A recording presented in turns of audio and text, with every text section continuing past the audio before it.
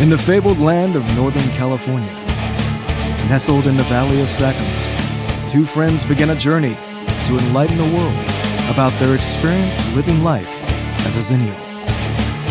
But what is a Xennial, you may ask? If you wish to know, then follow them on their adventures. Welcome to the Xennial Chronicles. This is James. This is Mike. And, well, we took a week break again. But apparently, according to Mike, our numbers are up again. So yay for people listening. I still don't understand this numbers game, man. Like, I don't know if we have to be getting more. We've got to be getting them from some platform, but I still don't know what they are. But to all of you guys that are listening, thank you so much. Seriously. Thank you. Really, thank you. We're glad that there are actually people listening to us. I am anyway. Mike's had people listen to him a bunch of times. He's done concerts and people have shown up and actually, bought merchandise from him, had him sign things, got tattoos of his various bands on, just one of his bands, but still got tattoos on them. I don't think there's any Digital Havoc tattoos out there. Are there? I am the only one I know with a Digital Havoc tattoo. Which is appropriate. Yeah, I have a tattoo for both of the bands that I've been in. I have two tattoos for one of the bands that you've been in. Well, technically in another band that I've been in, I probably shouldn't have a tattoo of because it would probably raise a lot of questions if I did. Are we talking about your tramp stamp? No. Oh, okay. Not that one. No, that's fine. Okay. Yeah. For those of you who don't know, for a very short amount of time, Mike moonlighted in the band Crazy Town. He's got a butterfly right above his buttocks. Did you hear about? Okay, this is funny. Did you actually hear about what happened with Crazy Town? They were in the music news this week. I say that loosely. I say that very loosely. They weren't really in the music news. I literally just pulled that one out of my ass because I was thinking, what would be the funniest thing for him to have as a tramp stamp? Okay. I thought butterfly, that would be hilarious. A gigantic butterfly right above his ass. On the small, yep. And all I could think of was Crazy Town and the stupid butterfly song that everybody absolutely loved. And then when we went to Ozfest to see them, nothing else sounded anything like that song, and they were almost booed off stage. It was hilarious. Oh my God, that's great. Okay, so here's what happened with Crazy Town. Quick synopsis. They fired their drummer. The thing about Crazy Town, though, is the fact that there's nobody originally in the band aside from the singer. So the singer fired the drummer. And the singer, from all accounts that I can check right now, has to be obviously in charge of their social media. Because Crazy Town, the band, either on their Instagram or something like that, I think it was their Instagram because it wasn't Twitter, they went off on this drummer that they fired. The drummer hadn't even put out a statement yet.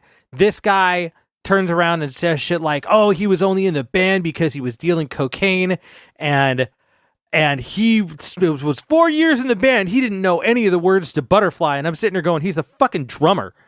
He just needs to know the beat. Could he play the fucking songs? Yes. Then he was doing his fucking job. He's not an original member. Is learning the lyrics to Butterfly a job requirement for Crazy Town? I mean, does that mean I get a job in Crazy Town? Because I still remember. I guess they're looking. Well, if you want to, they're looking for a drummer. But it sounds like it might be a rough gig. not really, because A, I can't play the drums, and B, I have standards. That is well below my standards. I am not one to. I am one to try to avoid shit talking people, and I'm not trying to like. I'm not. I know you're not. There's a friend of mine that actually did sound for them when they came back through Sacramento. And he said that they were one of the worst bands he has ever worked with in his life. Like, that doesn't surprise me. Yeah, and it wasn't. But the thing is, he said that the only person that was the issue was the fucking singer, not anybody else in the band. So the band members were fine. So that apparently is what, by accounts that I have received so far, including the words of the one who is in charge of the social media account, who apparently must have a cocaine problem, because otherwise they wouldn't have mentioned that. Dude, that guy has to be fucking, 45 now? What are you doing? What are you doing, like, airing out your dirty laundry on your band's official social media account, talking about the reason why you hired a band member is because they were a cocaine dealer 4 years ago? That is the dumbest fucking thing I've ever seen. I mean, I've seen dumber, though, but No, go back and watch the butterfly video again, because like that's the only video they ever had in like any kind of major rotation. Those guys Yeah. are like they're like trailer trash royalty. Okay, that's why they do that. They're just living up to exactly what they look like, and for the most part, the fan base that they cultivated, who again were they're definitely part of that. They're definitely part of that. Like they're that openers for Kid Rock type of crowd. You know what I mean? Yeah. And I wouldn't even necessarily call them royalty. I mean, maybe they're as far as trailer trash is concerned. They're part of that. They might be King of the Trailer they're Trash. Dukes or Lords. You know what I'm saying? You know what? I could see a trailer trash Duke. Yeah, that's. I'd put them. It doesn't take a lot to be. You know what? No, I give him less credit. It doesn't take a lot to be a lord. You can own a 1x1 square of land in Scotland and be a lord now. Exactly. So they could be. They could be lords of the trailer park. It's fine. Lord. Oh my God, that is an album title. Actually, that's a tour title. You get like a tour title. Yeah, Lords of the Trailer Park. Yeah, Summer 2023 as the main band. The main performer on that. Lords of the Trailer Park, Kid Rock, Crazy Town. Gosh, who else you want to throw in there? I could probably come up with a bunch. I just don't know enough popular music anymore. Oh my God, what the fuck is the name of that band? I don't know. Oh my God, I can't remember. I actually went and saw them live in Chico, in like a small club. I was dating some girl that was super into them, and I probably not gonna be the right one. What the fuck? I'm trying to think of that. They do that song, "Bartender, Bartender." I really did it this time. Yeah. I know who you're talking about. Yeah, that. I'm trying to think. It was like those guys are like the openers right there, man. Oh, and honestly, I met those guys, and they're all super chill. They were self-managed, and they were doing the whole thing on their own. Like, to be real, they were some of the nicest fucking people I'd ever met. And I can't remember the name of the damn band. You can meet nice people in a trailer park. It's all right. Yeah, but obviously, yes, you're correct. It doesn't mean they're bad people, man. I'm just saying there's a culture. Huh? There's a culture to it. Yeah, there's definitely a culture to it. But anyway. Sitting at the bar, and the name of the band is Rehab. I had to Google it. Yes, that's what it is. But no, like I was saying, we took a week off. There were some scheduling issues. Different things are going on. We tried to schedule for a Friday night. Mike got some work. Friday night would have been an interesting night, as I told Mike. We then decided to try to do it on Thursday, but there was just so many things going on, especially for my Friday. My Friday had a lot going on. And so we ended up not being able to do a show last week. And like I said, Friday would have been neat. I mean, Mike got work and Mike's got to work because, money is good. We I like money. I like money. Yep. Yep. Friday would have been fun because Friday afternoon, I went to have, I wasn't sure exactly how much work I was going to get done, but I went to the dentist to have some work done. And I was kind of hoping to do the Friday podcast with me still recovering from dental work, half numbed up mouth, sounding idiotic and stupid and half drunk while being completely sober and in pain. Didn't work out that way. However, my dental experience was absolutely horrific. I am still a week removed from the dental experience dealing with pain. Mike has been blessed with seeing the pictures of I was able to get the teeth that were removed. The dentist gave them to me to take home. I think this will be something that I regularly send. I think it's Jimmy Kimmel, right? Jimmy Kimmel regularly has this like joke feud with like Matt Damon, right? Yes. And Matt Damon will show up in things all the time. Yeah. And like, I think it's Paul Rudd with either Jimmy Kimmel or Conan. I think it may have been Conan. It was Conan. Would come on. He would come on to promote a movie, and he'd be like, "Oh yeah, here's a clip from the movie," and it was always a clip from Mac and Me. Yes. that he would show. This picture may be a recurring thing that I send because it's a little medical pouch with a bloody molar in it, and then a couple of shards of teeth that they had to pull out that were teeth of mine that were broken, and they had to cut around in my gum line to pull these teeth out right near at the front of my mouth. And Jeez. they're still bloody when you put them in the package, and so I've already sent this picture to Mike twice. This is something I think I'm going to haunt him with on a regular basis. I'd rather not. Just Thanks, though. No, it's gonna happen, bro. It's literally just gonna be like, hey, dude, I got a pic for you, and you're not gonna know if it's like something cool, like another avocado thing that my wife has found to take a picture of me with in the store. By the way, she finally agreed this year. She said, "Sure, we'll do couples costumes." I've been wanting to do couples costume or family costume for years now.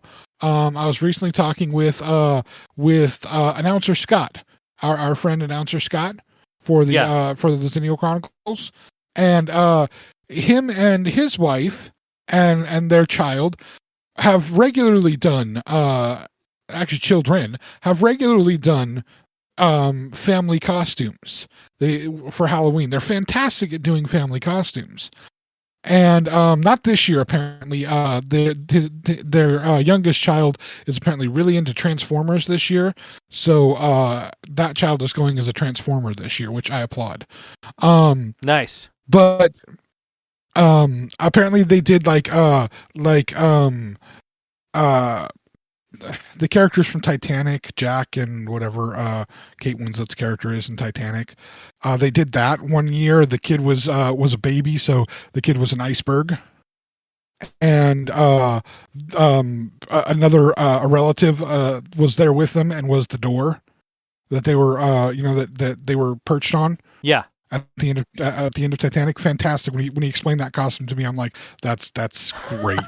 That's amazing. That's so beautiful. Rose is Kate Winslet's character's name. So yeah, you have Jack and Rose. You have the baby is the iceberg, and then oh my god, a relative dressed as the door. Oh my god. Yeah. He's explaining this costume to me, and I'm like, I hate Titanic, but thumbs up on the costume. And I've been trying to get my wife to do family costume for years for Halloween. We got enough people we could totally pull off Wizard of Oz, because my wife could be the Wicked Witch, which she would love. My daughter could be Dorothy. In case people don't know, and I haven't said enough, I do have 3 children in total, 2 boys and a girl. So my daughter could be Dorothy. I'm a perfect fit for the Cowardly Lion. Absolutely perfect fit for that. My oldest child could be the Tin Man. He'd like that. The younger boy, the middle child, he's kind of thin and gangly. He'd be perfect for the Scarecrow.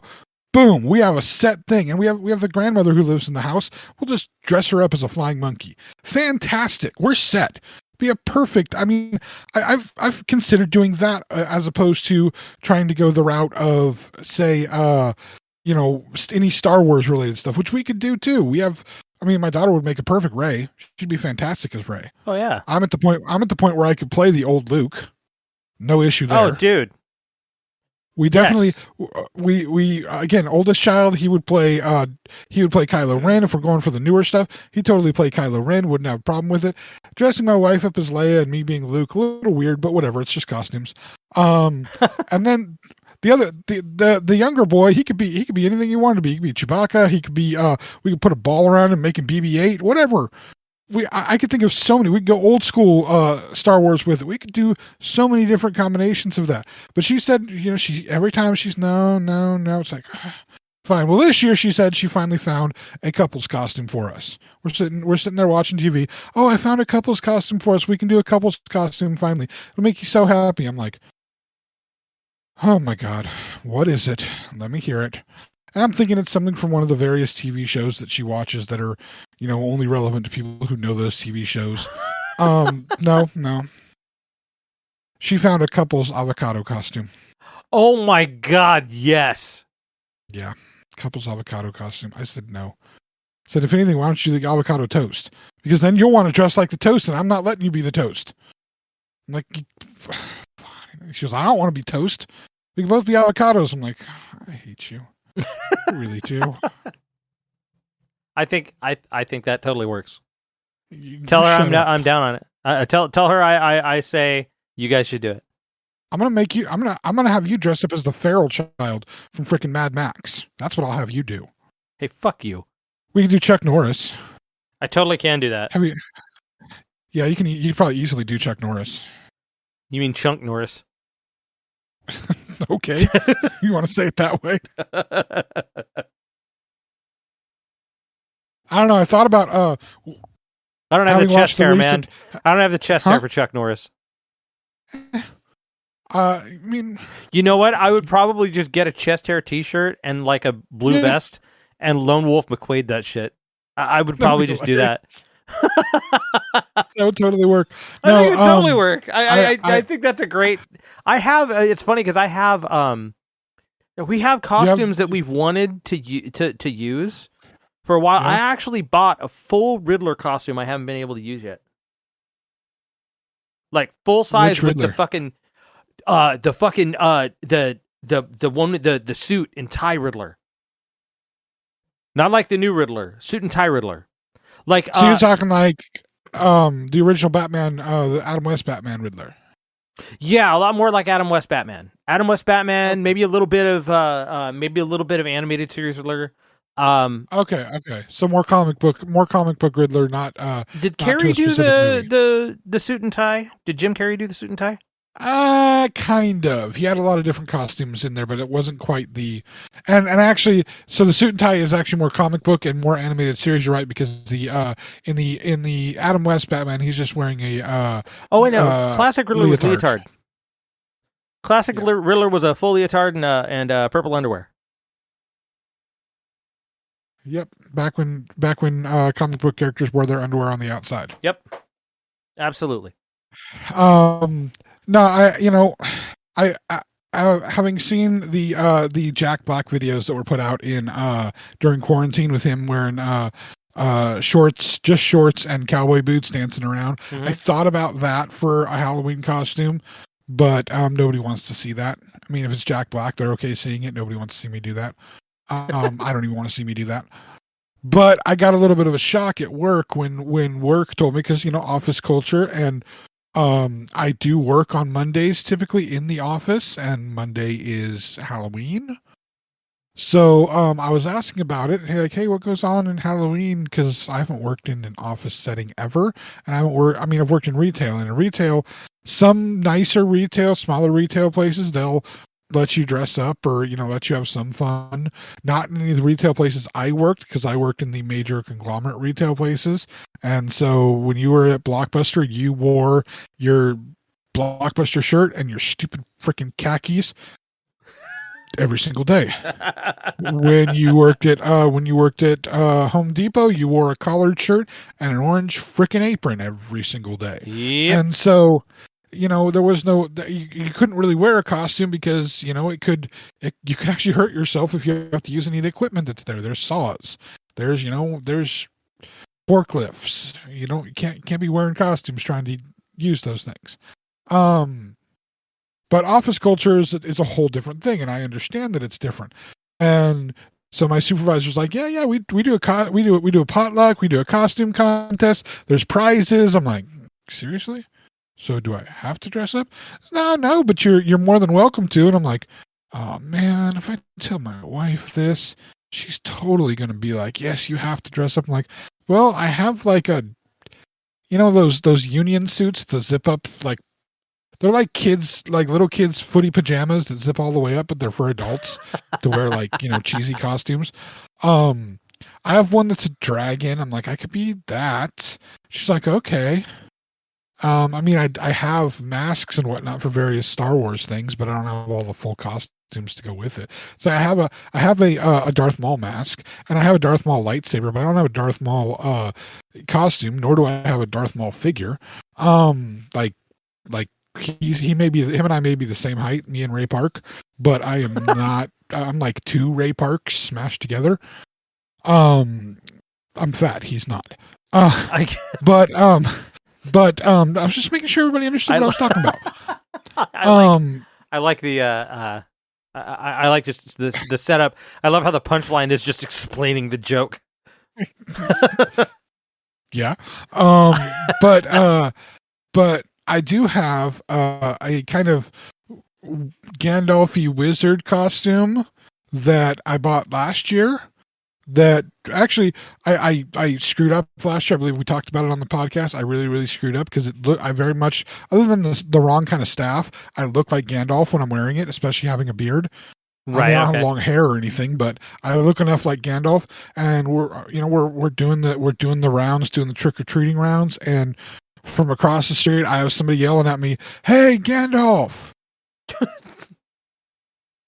I took a test last week in college. What's going to happen? Or actually, am I going to do well on my test?" And my response? What was my response, Mike? Well, it better be you shall not pass. Yeah, but it wasn't, because all I said was no, because I'm an idiot. I totally missed the moment. Absolutely missed the moment. I'm not going to miss it again. That's for damn sure. That guy, that was a beach ball lobbed up to me. Dude, that was a setup like a motherfucker. That's oh my God. So very much, and I just totally. It's like I have a degree in theater. No. I know improv. Oh, I'm just worst ever. I learned from that mistake, though. I will be paying more attention next time. It's one of those things where like somebody asks you what shirt you're wearing, or they say they like your shirt, and you have to look down to see what shirt it is. Yeah, that was the moment of like, I don't even remember what the fuck I'm wearing. He even called me the name, but I don't remember. Gandalf. Yeah. So I mentioned that I have that costume, and my supervisor's that like, response. "Oh, huh?" That response. No. Yeah, that was all I had. So I mentioned that I have that costume to my supervisor, and my supervisor's like, "Oh yeah, with the beard, you'd be a perfect wizard. That's what you should be." So I'm dressing as a wizard on Monday to go to work. Okay. At my office, sit at my desk as a wizard. I guarantee you, though, if I have the hat, I have some nice. Normally, I have to take out my my gauges in my ears. Mm-hmm. For work, I have to put like flesh tone looking ones in, so it doesn't look like I really have gauges, even though it's kind of obvious, but still. I have some Fibonacci swirl, clear Fibonacci swirled earrings that I can put in. Nice. So I'm going to put those in to get like the wizardy look. And like, I'm not necessarily Gandalf. I'm just a freaking wizard, but I got the full pointy hat and everything. So yeah, I'm going to waltz in there with the robe, the hat, the staff, and just kind of nice do my thing, and maybe win a $20 gift card to Starbucks. I don't know what the prizes are, but it doesn't matter. It's a costume contest, and I guess I'm now a part of it. But yeah. Oh. Yeah. So that's so again, we, like I said, we took a week off for scheduling issues, probably a good thing because of my dental experience. I did find something out, by the way, with this dental experience. As this is all happening, my wife is rewatching one of her various TV shows that she loves to watch. Apparently I have found out this is kind of an interesting thing. I think I've had this discussion with you before, but with the different media that we ingest, right? We talk about this all the time, the movies and the music and whatnot. We as the consumers of this, we often gravitate towards specific artists that speak to us in different ways, no matter which groups they happen to be with. Sometimes they move from different things, like speaking musically. Sometimes a musician will move from group to group, and we will gravitate and follow that musician just because of that specific pull from that person. Yeah. Example, I only like Black Sabbath when Ozzy was the singer. I don't like any other singers with Black Sabbath, and I like Ozzy by himself. Because fair. Ozzy is kind of the sound that Ozzy specifically brings to music is what I like about him. And I've loved the last few albums he's done where he's brought in a bunch of different musicians to be Yeah. a part of it. Yeah. And it's so much fun hearing some of the different pieces of musicians. Another example, despite his personal politics near the end of his life, I've always been a fan of Meatloaf's music. But the thing is, I only really like Meatloaf when he is working with Jim Steinman. When Steinman writes the music and Meatloaf sings the music, it's a fantastic marriage of both of their abilities. Meatloaf writing his own music is kind of I can see that. The third Bat Out of Hell album.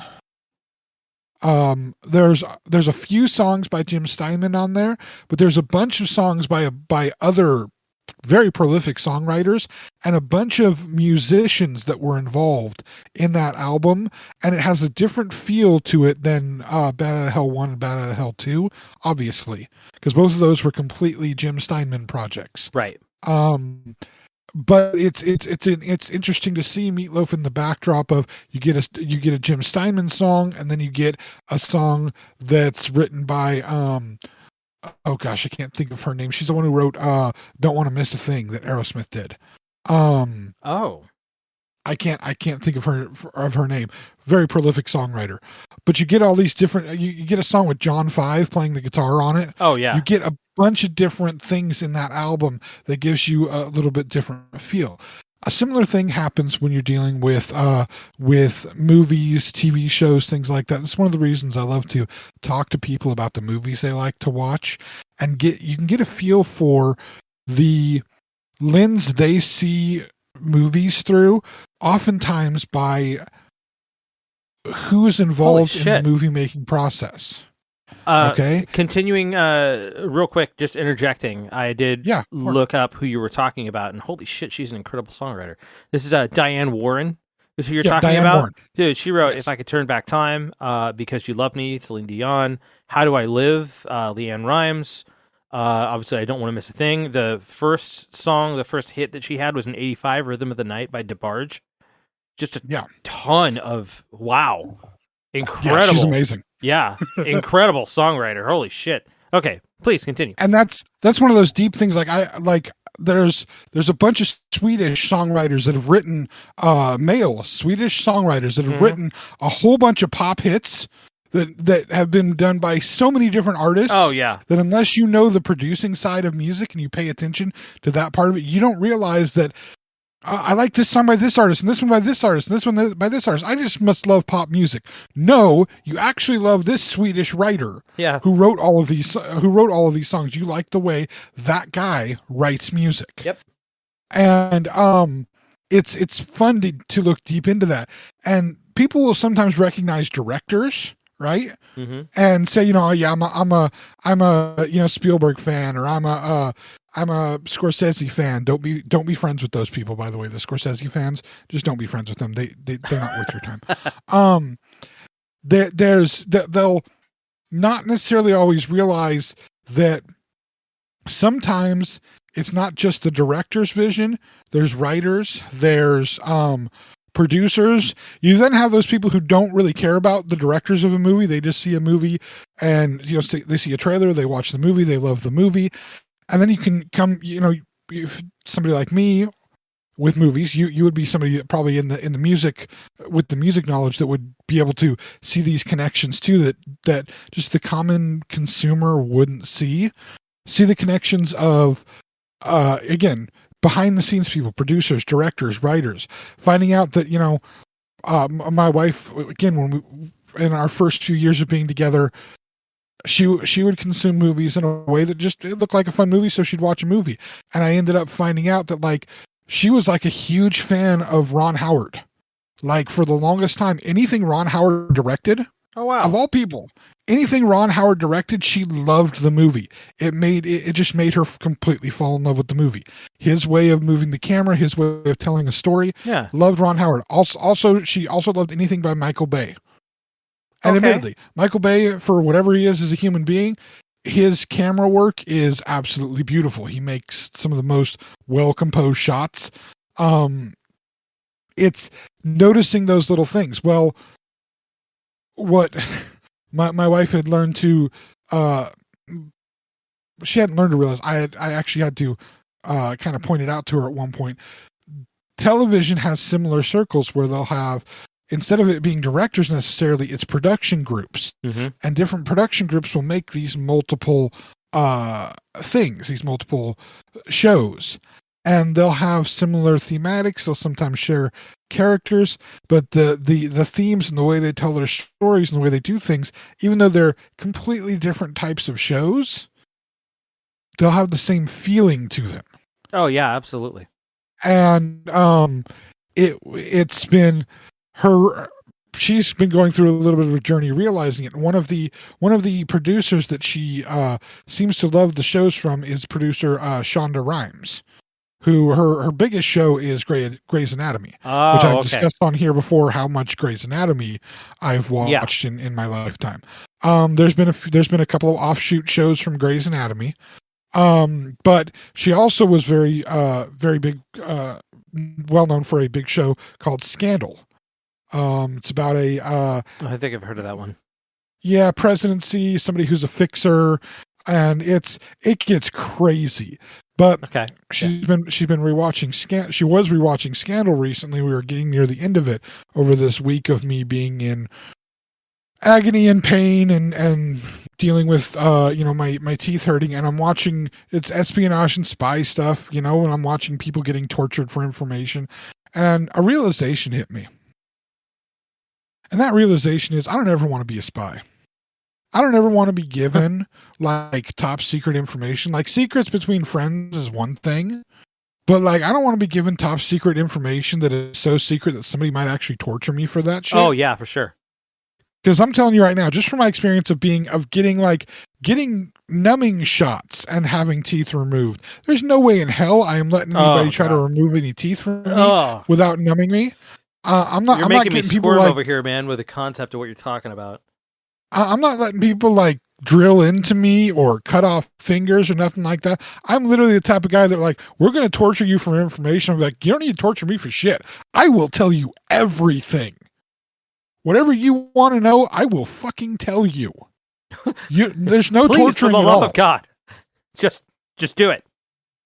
Just I'll write it all down. I'll give you maps. I'll give you dates. I'll give you everything you want. Okay? No torture is necessary. I mean, just the fact that like I have had to, because of where the teeth were removed near the front of my mouth, so I can't bite down on anything. Like if you're eating a sandwich, right? You just grab a sandwich, you bite down, you pull a piece off, and you chew on the molars, right? You chew in the back of your mouth. I can't bite down on anything right now because I'm still sore all around the front of my mouth. So, like, what was it? Monday, we treated ourselves to, my wife, myself, and our oldest child were treated to some Subway. He loves Subway. It's one of his favorite places to go. I wasn't sure what to get, so I had to think, what would be the easiest Subway sandwich to be able to eat in my present condition? The condition is I have to cut up any food that I'm eating into small enough bites to literally deposit it on the side of my mouth, avoiding the front of my teeth. I ordered it's a new kind of variation on the meatball sub where they put pepperoni in it and fresh mozzarella. It's almost like having a pizza. It's like meatball pizza. It's fantastic, but it took me like 25 minutes or so to eat this sandwich because I literally am cutting it into big enough pieces that I can just put right into the side of my mouth to eat. Oh man. Which, if anybody knows me, the biggest issue about me is the fact that I love food. I love consuming food. So that is all the torture you need to give to me, is to not give me access to food when I am hungry. You don't need to pull no teeth. You don't need to, stick bamboo shoots underneath my nails. You don't need to, none of that. None of that needs to happen. Just tell me I can't have a burger when I want a burger. And I will tell you everything you want to know. That is if I don't kill you to get to my burger. One of the two things is going to happen. Which was a bit of a thing last night. Now, I did reveal to you Mike, I revealed to you last night I'd say about 5 minutes before it happened, what I was doing last night. Yeah. 'Cause I got to do something really awesome last night. Yeah. You did. I'm actually quite jealous. I got to go to the movie theater, to watch the 30th anniversary showing of Francis Ford Coppola's Bram Stoker's Dracula. Dude, I didn't even know that was happening this year. I mean, it makes sense because it was 92. So yeah, that's what it would be. Yeah. It's 30th anniversary. The fact that was shot in 92 too. Like it looks so good. It's still. Well, now hold on a minute. I didn't get a chance to see it in the movie theater in 92 because I was young and it's an R-rated movie. There's enough boobs in that movie to make it so that it's R-rated, and there was no way in hell my parents were going to take me to that. I did trick my brother into taking me to see Cool World in the theater. Oh, shit. Oh, yes. He was exceptionally embarrassed after taking me to see that in the movie theater. Oh, my God. Yeah. How old were you how old were you when Cool World came out? About the same age. Oh, God. I think. Did it come out the same time? You have to look it up, bro. I don't remember exactly. I just remember I went to the theater and my brother was embarrassed. My brother and his fiance at the time were embarrassed as hell. Oh, my goodness. But anyway, this is a movie that both 92. That's when it came out. Same year as Tombstone. There you go. Yep. This is a movie that myself and my wife both love equally, even though it is classified as a bit of a horror movie. I never saw it as really that much of a horror movie. It was a Dracula movie, and a good one to boot. It's told in the same style of the novel, which is the most amazing part, because the novel is just a bunch of collections of letters and journals and whatnot, and they tell it in that kind of a narrative, it's so great. I didn't know that. Yeah, the original novel is written that way.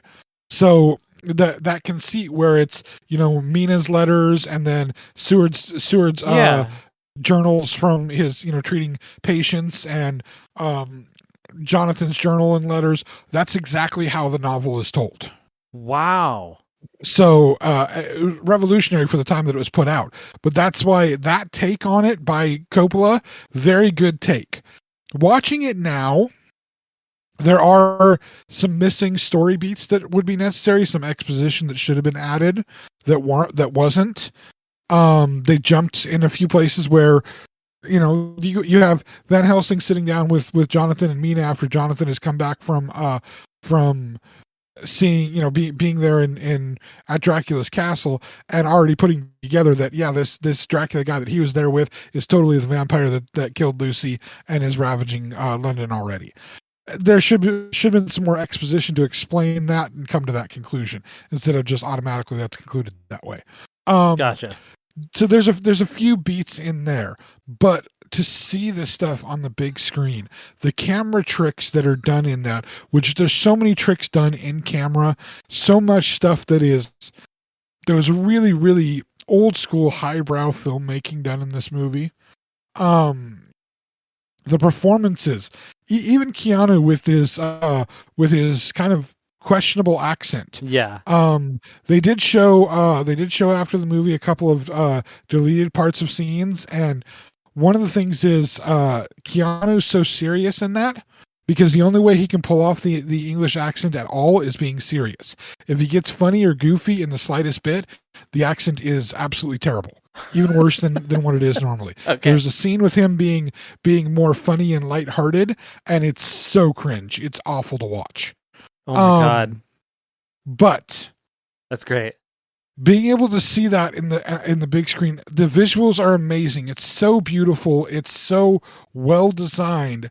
But here's the thing. Like I said, I never really saw it as horror. I just saw it as a vampire movie, especially when I watched it when I was like 13, when it came out on video.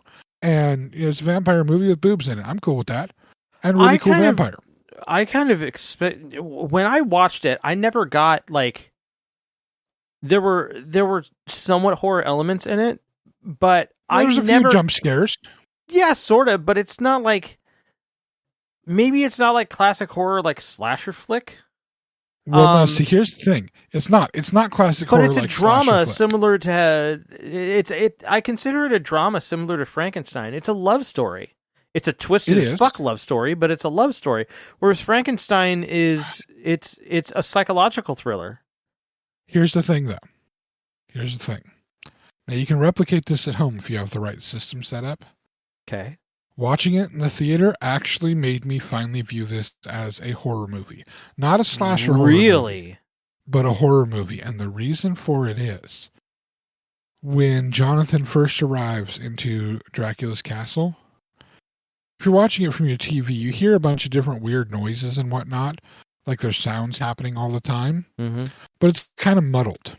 When you're watching it in surround sound, the noises never stop and they're moving all around you all the time. Like it's moving, like he's in this castle and these noises are just happening all over the place all the time. It was freaky as hell with the sound design. The sound design was completely and utterly brilliant for the movie. Holy shit. Because it felt like in all those moments, any of the moments where there's any kind of weird otherworldly noises happening during like transformations or any of that, it's moving around you in such ways that you feel immersed in it as opposed to just watching it. And it was absolutely a totally different way of viewing the movie. And again, for the first time ever, it made it feel like it was a bit of a horror movie. Not totally horror, although the wife jumped like 3 or 4 times. Oh, really? So, yep. And this is a movie we've both seen so many times. She still jumped at it. So, yeah. Dude. Okay. I wonder how long it's going to be out. Is it just this weekend? Was it just a single night showing? It was one day. Fuck, really? God damn it. Okay. That's stupid. One day. Well, what was funny though, have to take a look and see if they'll do it next year or if they're doing it at another theater. Oh man, I was really glad that I went because one, I was able to get. I do collect the weird collectible popcorn buckets that they always put out. Like I have a stormtrooper head. This one, it's a little early, but I still snagged one. It's for the new Black Panther movie, Wakanda Forever. Yeah, it's well, I don't think you even saw the first Black Panther, but there's a giant carving of a Black Panther in the land of Wakanda coming out of the side of a mountain, and there's vibranium inside the mountain. So this is the carving of the panther with the reservoir for the popcorn behind it, and it's got a light that turns on in it so that it looks like it's glowing blue from the vibranium in there. So it's kind of cool. Okay. Sitting here on my desk, a few feet, well, like foot away from me. Nice. But what was really cool is, as we're watching this, and the Cinemark theaters do these old movies that they bring back to show. This year they're going to bring back. They're going to show Smokey and the Bandit at some point. Mm-hmm. So I'm going to see if I can. I'm going to try to drag my dad in to see Smokey and the Bandit. There was another one. I forget what the other one was that I was going to drag him in to see. Because I'd love to see Smokey and the Bandit on the big screen. That would be amazing. But we were watching previews for the next few that they were going to bring out, and preview comes up, and all I see on the screen at first is the words Toho. Toho. Now you know what Toho means? No. Toho is a film company. Okay. From Japan. Okay. Sounds like one. In my world, Toho means one thing and one thing only. Uh-huh. Oh no. There goes Tokyo. Ah. Go Godzilla. Oh, so they're the ones behind the Godzilla films. Yes. Toho is the originator of all of the Godzilla films. Huh. So if I see anything Toho, I know that there's going to be something Godzilla involved. And boy, howdy is there. They are re-showing, in Japanese with English subtitles, the original Godzilla versus Mechagodzilla. Oh. And so we see that, and my wife looks over at me. She goes, "You need to find out when that's showing." Yeah. So I go to look it up. Guess what? What? Next Thursday. No shit. So is it like Next a Thursday? Is that what they do? Like classic film Thursday nights or something like that? It's looking like that. That's dope. And so at the theater where you and I went and saw the Metallica thing. Yeah. And we were talking about that one right there in Roseville off Blue Oaks. So I know right where that theater's at, man. So right there, sitting there before my movie even started, right after I sent you pictures of our tickets, I had to go and secure myself and my son tickets to see Godzilla versus Mechagodzilla because you got it. I sat through Shin Godzilla, which was one that was done about 4 or 5 years ago, which I sat through that. It was Japanese with subtitles. And it was actually more about Japanese governmental procedure during environmental disasters than it was about Godzilla. At least this one I know is going to be Godzilla and Mechagodzilla fighting it out. So, right, you know what I mean? But I love it. Yeah, I'm headed off to there. But here's the fun part. I went and we went and grabbed a bite to eat right before we went to see the movie. My wife was asking, what's there around by there to eat? I'm like, well, there's Mel's. We ate at Mel's recently. Yeah, I don't want to sit for that long. I'm like, okay, there's Scipollini's pizza, but it's super thick pizza and I really don't want to try to eat that right now. She's like, okay. Finally, we settled on Carl's Jr. because it's right there in the parking lot. Well, we get in there and I'm like, what can I eat right now? Not being able to take a bite of anything. I'm in Carl's Jr. Oh, yeah, you're right. Oh, God. Now it's a Carl's Jr. green burrito. So I'm looking at the burritos. I'm like, maybe I can figure out a burrito thing. Maybe I can do this. Maybe I can do that. Because literally, I had, Sunday, I had some Taco Bell, right? Right. Sunday, I had Taco Bell. This is like 2 days after, so I'm in the most pain probably at that point. And I end up with because I had to get to Taco Bell because I had the nacho fries back, and I gotta get me my nacho fries. But I had a box that had nacho fries in it and a chalupa in it. And I'm looking at this chalupa like, how the hell am I supposed to eat this damn chalupa? I'll tell you how I ate the chalupa. I got a steak knife and I cut it into pieces and ate it a piece at a time. I'm not even joking with you. So hey, sometimes you got to do what you got to do. It's cool, man. You ain't gonna stop me from eating. So I'm sitting in Carl's Jr. and I'm thinking to myself, man, I get chicken strips. I don't want chicken strips at Carl's Jr. I get the green burrito. I really don't feel like a green burrito. My wife, of course, orders whatever burger that's got the barbecue sauce and bacon and onion rings on it, and I'm like, Western bacon. Oh, damn, that looks good. Western bacon cheeseburger. That's one of my go-tos, man. Well, I'm just thinking that looks good, and I'm like, screw it. It's a green burrito. So you know what that means? If it's a green burrito, they got knives and forks. Right. And I'm like, I'll take that I'll take same thing with no cheese and I need a knife and fork. They look at me like, what? I'm like, I can't bite anything right now. I need the knife and fork. Like, okay. I'll tell you right now. I sat there at Carl's Jr. cutting up my hamburger with a plastic knife and fork so that I could eat a hamburger without having to try to bite down on it. How was Plastic knife and fork. Honestly, to be completely honest, I think I may eat hamburgers that way all the time now. Really? It was actually really easy to manage getting all the topping pieces that you wanted in each individual bite. All right. But, it's if I have the opportunity to, it's a little goofy looking, but I'll tell you, it worked. My wife was sitting across from me kind of chuckling at me. Hey, I mean, and it's like, you're not going to stop me. You got to I was going to say, you got to get it done. You got to get it done. You wanted a burger. You figured out how to eat a burger without, hurting yourself. I mean, even though I had no teeth, I would figure out a way to eat a burger. Yeah, that's fair. You're not going to stop me from eating the burger. Right. That's fair. But anyway, yeah, that's the fun that can be had with dental surgery and whatnot. Yeah.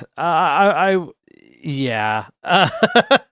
The last story that I could share is the one that, did I mention it on the podcast or no? I didn't. I don't know. What? I don't think I mentioned it earlier. Like the last dental work that I had done was a while back. Like, I actually need to go back to the dentist really bad. But the last dental work that I had done was I had 2 wisdom teeth pulled out of my mouth. Like, I still have my other 2. I had 2 wisdom teeth pulled out of one side of my mouth. I've still got the other 2 because it was like it was a traumatic experience. It was not fun. Oh yeah, no. Yeah, I'm not even going to talk about things in detail. Driving man. home with the gauze in your mouth, right?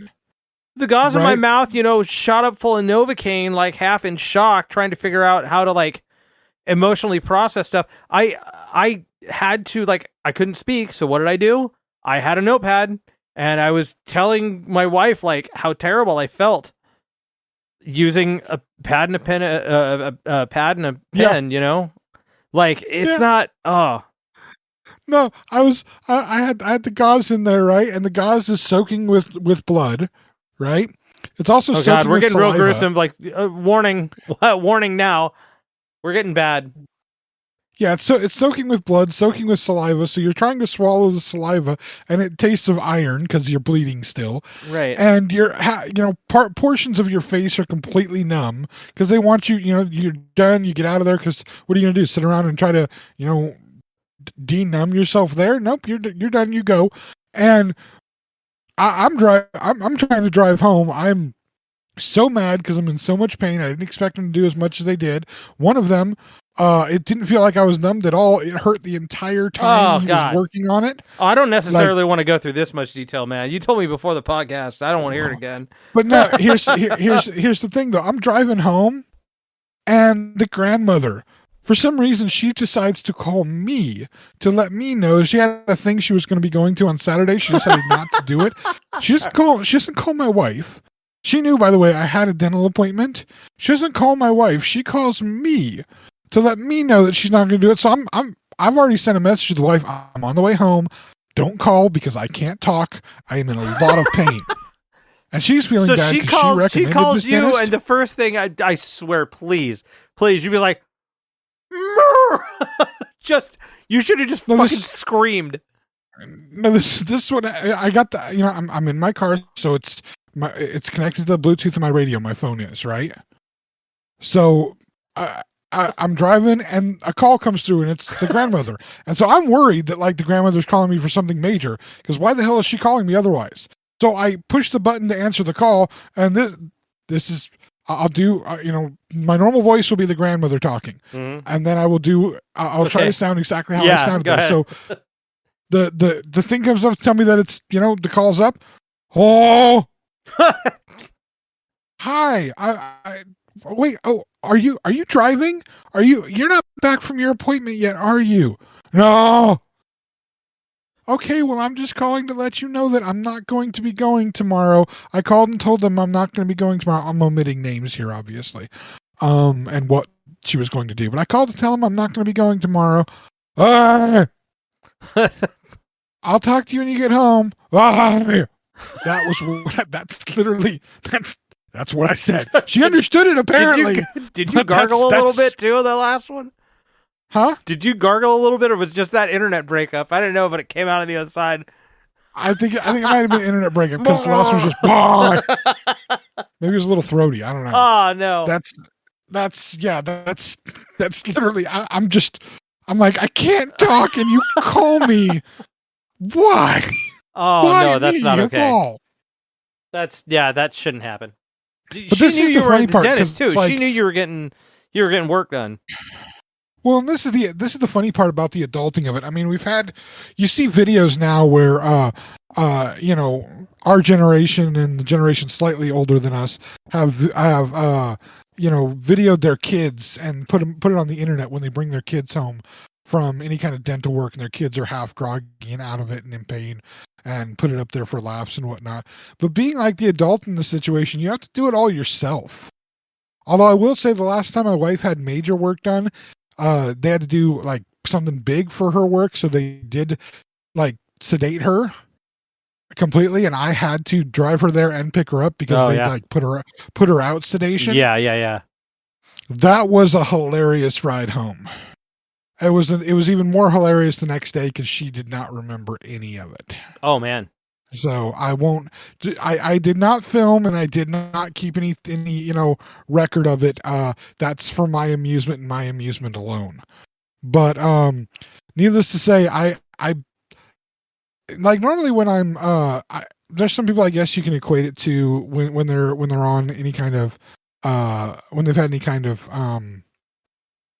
anesthesia or anything like that, when they've had to do any of those things for stuff, they sometimes they have similar reactions to when they're drinking. I can tell you, if I'm numbed up for anything, I'm usually angry. I'm uncomfortable. I am not funny or goofy. Like when I'm drunk, I'm funny and goofy. Typically, Right. I don't really get angry. When I'm numbed up for something, I'm probably angry because I know that I'm going to be dealing with pain afterwards, and I'm not okay with that. I'm already anticipating how much it's going to hurt once it's done. But yeah, we gotta do it ourselves now. We don't have mom and dad to take us back and forth. I guess some of us do. There's some in our generation, some of the Xennials that still have mom and dad take them to all of those things. But I mean, that's and I honestly like really think about it. Like, I don't want to drive home doped up on anything. Like even on Novocaine, I don't like it. Like, who knows whether or not I'm going to end up feeling that in my fingers or something? I have no idea. There's a lot of like nerves and veins and stuff attached to that area. Imagine like you get a toothache, you feel it all the way in your head. Sometimes you feel it in your chest and in your arm. Like, yeah, why well, would you I'm numb just- that part and then expect yourself to have full motor skills? I Yeah, I hate the mean, fact there- that I there drive is that home after going to the possibility. dentist. There is that possibility of you driving and somebody, other people driving erratically, and you just not having the same reaction time that you Right, usually do. man, it's a risk. So Or- I don't blame anybody getting parents Or or, you full or tunnel partners or vision. whoever to get them. Yeah, you should. You should get somebody to drive you to the damn dentist if you're getting some surgery done. And yet, it isn't always an option. So sometimes you just have to do it yourself. That I can understand that. It's not like you're going to take a bus home, but No. it's sometimes you can arrange to have it happen, and sometimes you can't. And I understand that. But to those Man, I to would've those who been a have the sight on the ability, bus. kudos to you. Continue to do so because it's safer that way. I would have been a sight if I was riding the bus home that day. That would have been a hell of a thing. Pieces of gauze sticking out of my mouth, blood flecked in the beard. He tried to eat that. But people leave you the remember- fuck alone. That's for damn sure. Yeah, they'll be like, okay, crazy man with blood on his beard, wearing Crocs and carrying a purse. I'm staying the hell away from that dude. Sounded like Chewbacca in the corner. Yeah. Ah! I'm trying purposely not to sound like Chewbacca, more like how I sounded that day. I'm not even going to attempt a Chewbacca. That's one of the Star Wars things. There's so many people that love doing Chewbacca that are Star Wars fans. I do not do Chewbacca. Do you just Doesn't refuse happen. to do so, or you're like is it something you wish you could do that you're just not necessarily good at? Or... I don't feel I'm good enough at it. Okay. I'll give you a Wootini before I do. I'll do Jar Jar before I do Chewbacca. Okay. I'm not good at doing the Chewbacca. Probably for the same reason that I had trouble in Spanish class doing the double R's, where you had to roll your tongue for the Right, double right, R's. right. I just, yeah, and especially right now, there's no way in hell I can do it right now because I have to watch. I'm having to change the way that I normally talk just slightly, so that my tongue is not smacking the roof of my mouth right at the front of my mouth. So there's I notice it. I don't know how much you've noticed it. I told you to watch out for it during this specific recording, because I notice that there's a slight lisp to some of the things I'm saying now. It just could be because getting I'm filtered trying to out. be You careful. honestly sound really good, man. It wouldn't matter. I'd find it hilarious if the lisp was there and enough to hear. I hear it when I'm speaking right now, but that's just, I'm used to it more. And, again, I'm getting direct feed of it as opposed to being Right. filtered through the internet. I But understand. damn, I wish it was more because I thought it would be hilarious. But that's I've never been able to. And then approximate everybody that listening right specific now sound. starts to concentrate on James's potential lisp and whether or not they Please- can hear it Please on air. listen to what I'm saying. Honestly, I'm not trying that hard. Oh God. There is no God. Anyway. I think that's all we have for our update for today. I mean, obviously Halloween is again a couple of days away. We've done candy episodes before talking about those things. Honestly, I every year they come out with a new list of the top whatever candies, and they're basically the same crap over and over again. Mm-hmm. Everybody loves their peanut butter covered chocolate, or their chocolate covered peanut butter. Whatever. Either way, people love it. Everybody hates on my Necco wafers, so screw all of you. More Necco wafers for you. Hey, I have a jar of Necco wafers still. There you go. And you can get more of them on discount when Halloween's over. Well, they're probably the reason why I just had a tooth ripped out of my head, so I probably should eat less of those. But yeah, this time of year always kind of, I don't know, brings out those listy things. Oh, I guess I can comment on a new flavor that did come out, and again, time of year, new flavors for different things come out. Over the summer, we get the soda and the chip flavors, right? I still have some leftover gingerbread Mountain Dew from last year. Hopefully it's still good. It's been in the fridge. Maybe they'll bring that back out. But I sent you a picture of one of the newest Oreo flavors that just got released. Yes, you did. And I am very curious. Snickerdoodle. Yes. Okay, I have bad news for you. They're not good, are they? Well, no, they're actually quite good. Okay. They just don't taste like Snickerdoodles. They got a I little bit of a that. cinnamony taste to them, okay. but they don't really taste like Snickerdoodles. That's kind of disappointing. But they're good. It was a little disappointing. I was hoping for like a real Snickerdoodle-y taste, because some of the other ones you really get the taste shining through. Mm-hmm. It doesn't have that, but they're still very good.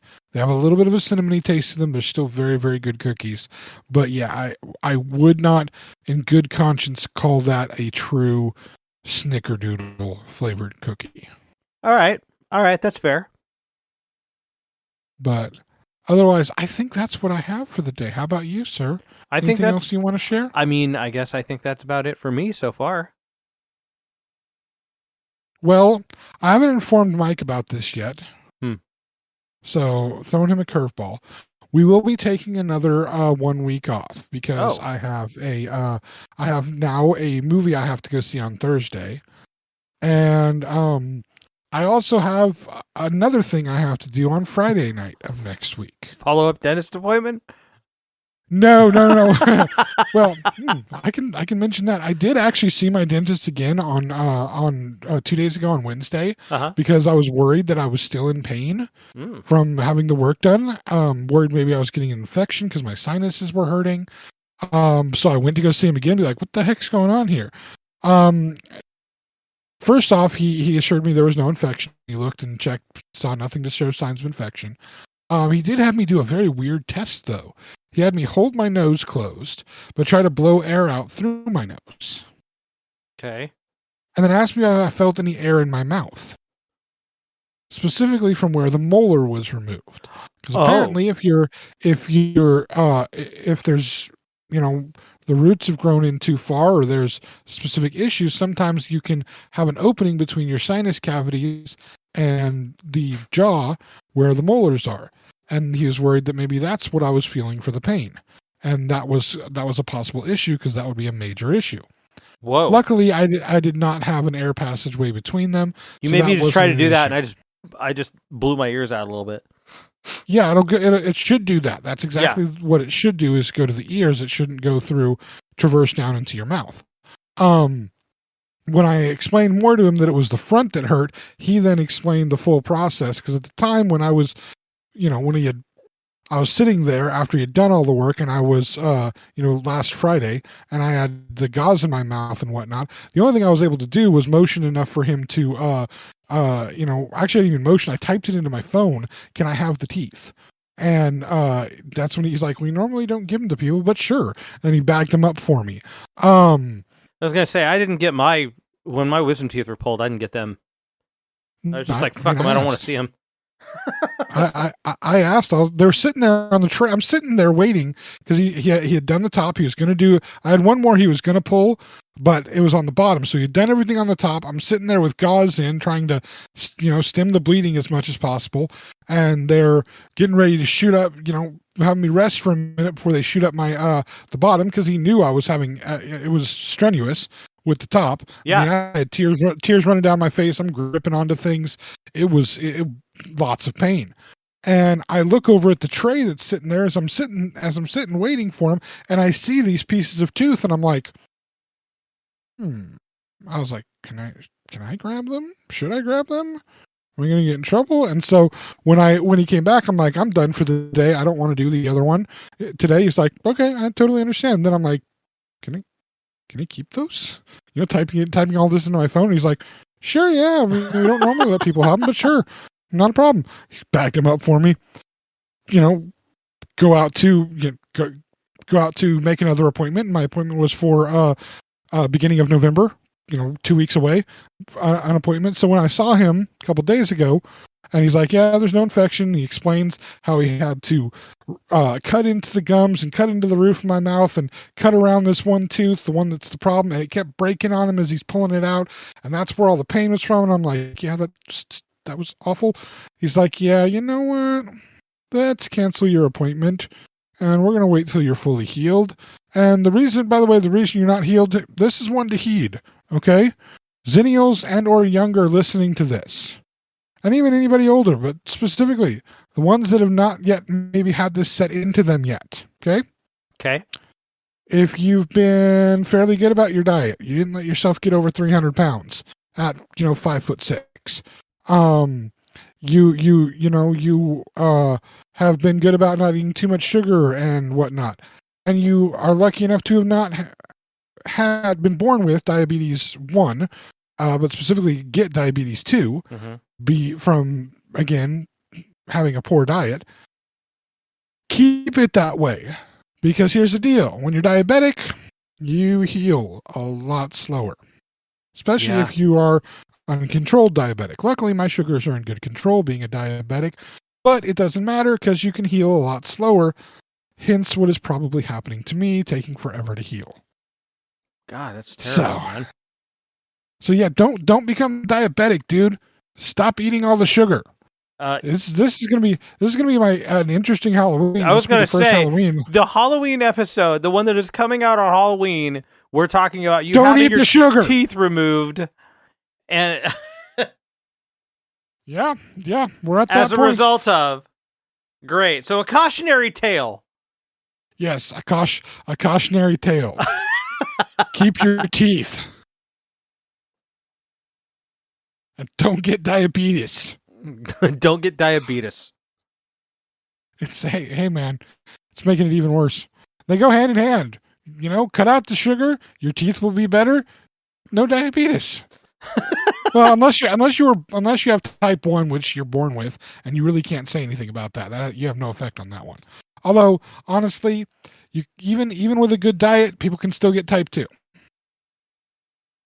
So it can't happen still. But anyway, that's the no. It's not a dental appointment. That is far off in the future. No, actually, I have a musical performance to go watch. So cool. Which I will inform you about later. Yeah. So we will be taking another week off, but after that we will be back with more fun stories. Mike. Yes. Where can people hear about James's harrowing torture session? Mike's torture experience. Yes. And where will they find us when we come back? Well, you can be listening to it on the XennialChronicles.com or Zencron.com if you don't want to type that much. You can also find us on most major podcast platforms. Go ahead and search for the Xennial Chronicles there. And also make sure that you're looking for us on YouTube as well. They have a podcast platform, and our podcasts upload in video format on YouTube. Search for the Xennial Chronicles there. Click on any one of those video podcasts that you see there. Have a listen. And if you enjoy it, make sure you hit the like button. And next to that, so the next time we have another one, make sure you hit the subscribe button. And then after that, there's something else to do, James. What is that? Pull the tooth. That's not what it is. Thank God, because I don't want to do that again. No. click the bell. Yes, make sure you click the bell so that you get notified next to the subscribe button to make sure that you get notified for when we have another video or podcast or what have you out. And yeah, I believe that is it for me. What about you, sir? While you're there, please make sure to check out Mike's other 2 YouTube pages.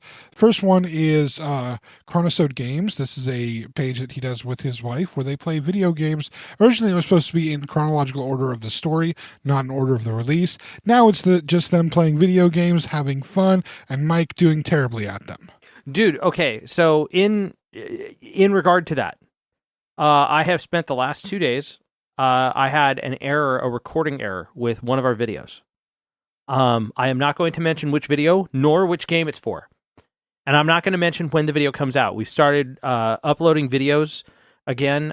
We've got a couple of them that we did that were a Twitch stream, but I'm talking like we're finally continuing some of the games that we've taken about a year off break from because we have recorded some of them, and I am now in the finishing touches of uploading some of these videos. So we will eventually be relaunching with brand new videos, finishing those games, coming out with new ones. We're getting back in the swing of it, and we're super excited about it. But hold on. Yeah. Did you just do like a commercial for your other YouTube channel on this one? I mean, all I did was add to what you said, really. So good on you, sir. Good on you. Thank you. Cross-pollinate. Thank you so much. I actually had a recording error where our voices were recorded and the video game footage on video was recorded, but the audio was not. And it is a pivotal part of the playthrough, like heading into a very important portion. Like I said, I'm not going to say which game it is. I'm not going to say when it is, what episode it is, because I think I might be... Well, I'm not necessarily posing a challenge because we don't have like a prize or anything. So we don't have anything like that. We don't have that kind of budget, man. But I would be hard-pressed to find somebody who will fully know which episode it is and lets me know. But I had to meticulously go through the game footage itself and post-produce the audio from said game. I have been doing it so far for 2 days and I'm still not complete on this 30-minute episode, where I have to reinsert the game's sound effects to make it cohesively work with the video footage so that it's still an enjoyable video. I have to manually replace all the audio in it. And it is a bitch. It really is not easy to do. I'm gonna say you should announce that whoever can figure out where it is and is accurate with it, we'll just continually during this whole thing we do at the end of the podcast, and maybe what you got, whatever your sign off is for Chronicles Games, for like, you know, so many months or whatever, that person gets a shout out every time. Maybe that's something. Maybe we'll work. We'll work something out. Like, I don't necessarily want to put that on the air, but yeah, I'm not committing to anything yet. But I do like where you're going. James. I will say that. The wheels tell you are what, turning. if you figure it out. If you figure it out and you comment on Xennial Chronicles stuff, I will say your name. Let's put it that way. I'll do that at least. Okay. Anyway. Yeah, there we go. That's cross-pollination right there. So to anybody who's listening to the Xennial Chronicles right now, if you find out when it comes out, I'm not going to say when, I'm not going to say which episode, and I'm not going to say which game, but I am going to say that if you find out and you let us know what it is, we will remember and we will give you a shout out here. I'll shout out your name many times in many places. Dude, that's some Eagle Eye stuff, fun man. of you, but that's what we do. And then finally, since we took a diversion there, finally check out Mike's Ruling Note Music. This is Mike's other YouTube page where he basically just talks about all things music related. Check out both of those. Like, follow, subscribe, click the bells, whichever things you need to do. Give yourself some extra entertainment. And again, as he just said, Chronicles Games is getting back rolling. Going to have a bunch of content coming out. Give you fun things to watch while you're, sitting at home doing nothing else or watching shows with your significant other that you don't really enjoy. Anyway, thank you all for listening, and we'll be back again in 2 weeks. Y'all have a good one. Thank you for tuning in, friends. The journey continues. In 2 weeks.